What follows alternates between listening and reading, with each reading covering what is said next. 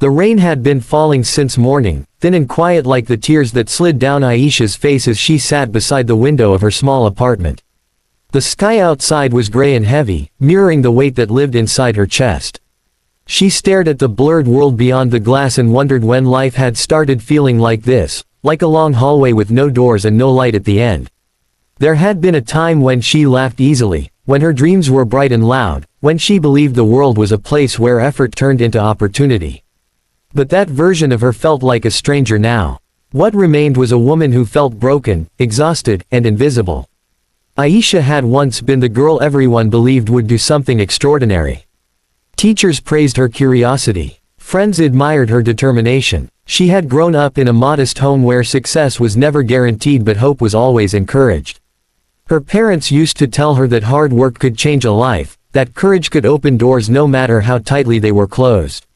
For many years she believed them without question. She studied late into the night, worked part-time jobs, and pushed herself forward with a quiet, stubborn determination. But life rarely follows the stories we imagine. The first cracks appeared when she moved to the city for university. The city was loud and fast, filled with people who seemed more confident, more talented, more certain about their future. At first she tried to keep up. She studied harder, slept less, and ignored the creeping voice inside her head that whispered she didn't belong there. When she failed her first major exam, she told herself it was just a mistake. When she failed the second, the whisper grew louder. You're not good enough. She tried to silence it. She doubled her efforts, buried herself in books, skipped meals, and pretended she was fine whenever anyone asked. But stress has a way of finding cracks in the strongest walls. Slowly, the bright girl who once believed in limitless possibilities began to feel like someone drowning in expectations she could never meet. Then came the heartbreak. It arrived quietly at first, disguised as love. His name was Armin, a charismatic classmate with a confident smile and a voice that made promises sound effortless. He admired her intelligence, praised her dedication, and told her she was different from anyone he had ever met. For the first time since arriving in the city, Aisha felt seen. She believed him. They spent months building a world together, late-night conversations, shared dreams, whispered plans for the future. He told her she was strong, brilliant, destined for great things. Every word felt like sunlight breaking through the clouds that had gathered over her life. But sometimes sunlight is only an illusion. Slowly, the admiration turned into criticism. He began pointing out her flaws.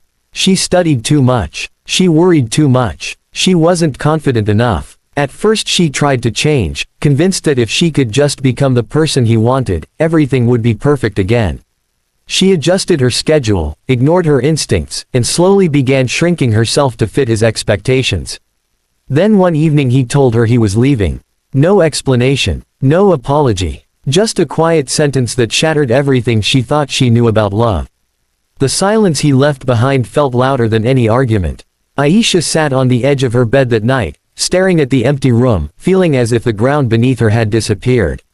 The person who once promised to stand beside her had walked away as if she had never mattered at all. Days turned into weeks. Her grades slipped. Her energy disappeared. She stopped answering messages from friends and avoided calls from her family. Every morning felt like climbing a mountain she didn't have the strength to face. And every night ended the same way, with her sitting alone in the dark, crying quietly so the neighbors wouldn't hear. The world outside continued moving, but her life felt frozen. One afternoon she overheard two classmates whispering in the hallway. She used to be so smart. What happened to her? The words cut deeper than they realized. Aisha returned to her apartment and collapsed onto the floor, her shoulders shaking with silent sobs. She felt like a failure in every direction, academically, emotionally, personally. The dreams that once fueled her ambition now felt like distant memories belonging to someone else. She didn't know it then, but that moment would become the lowest point of her life. Weeks later she returned home for a short break. Her parents welcomed her with warm smiles, but even their kindness couldn't hide the worry in their eyes. They noticed the quietness that clung to her, the way she avoided conversations about school or the future. One evening her mother found her sitting alone in the backyard, staring at the fading sunset. "You look tired," her mother said gently. Aisha forced a small smile. "I'm just busy." Her mother sat beside her in silence for a while before speaking again. Sometimes when people carry too much pain, they forget how strong they really are. The words lingered in the air. Aisha wanted to believe them, but strength felt like something other people possessed. That night she lay awake thinking about everything she had lost: confidence, love, direction, hope. The memories circled her mind like shadows, refusing to fade. But somewhere deep inside her heart, a small question appeared. What if her story wasn't over yet? The question didn't erase the pain. It didn't magically repair her broken confidence. But it planted something fragile and powerful, a possibility. When she returned to the city a few days later, the world looked exactly the same. The crowded streets, the noisy campus, the endless responsibilities waiting for her attention. But something inside her had shifted slightly. The next morning she woke up before sunrise and walked outside. The air was cool and quiet, and for the first time in months she felt a moment of stillness that didn't hurt. She walked through the empty streets until she reached a small park she had passed countless times without noticing. There, sitting on a worn wooden bench, she watched the sun slowly rise over the city. The light crept across the sky in soft shades of gold and pink, pushing the darkness away piece by piece. And suddenly she understood something. Night always feels endless when you're inside it. But morning always comes. That realization didn't solve her problems. She still had failing grades, broken trust, and a future filled with uncertainty. But for the first time in a long time, she felt a quiet determination stirring within her chest. Maybe she had been broken. But broken didn't mean finished. Over the next few weeks she began making small changes. Not dramatic transformations or heroic acts, just small steps that felt manageable. She attended one class she had been avoiding. She spent 1 hour studying instead of trying to conquer everything at once. She replied to one message from a friend. Each step felt insignificant, but together they began building something she thought she had lost forever: momentum. There were still bad days. Days when memories of Armin returned like unwelcome storms. Days when self-doubt whispered that her efforts were pointless. But each time the voice appeared, she remembered the sunrise in the park. Darkness doesn't last forever. Months passed. Her grades slowly improved. Her confidence returned piece by piece. She began speaking in class again, sharing ideas she once kept hidden. Professors who had nearly forgotten her name started noticing her dedication. One afternoon a professor stopped her after class. "I've been reading your recent assignments," he said. "You have a powerful perspective.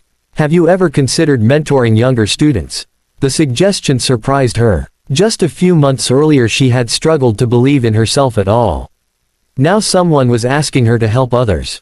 She agreed hesitantly. The first mentoring session was awkward and uncertain. But as she listened to the nervous student sitting across from her, someone struggling with the same doubts she once carried, she realized something remarkable. Her pain had taught her how to understand others. Her struggles had given her empathy. Her broken moments had become the foundation of a deeper strength.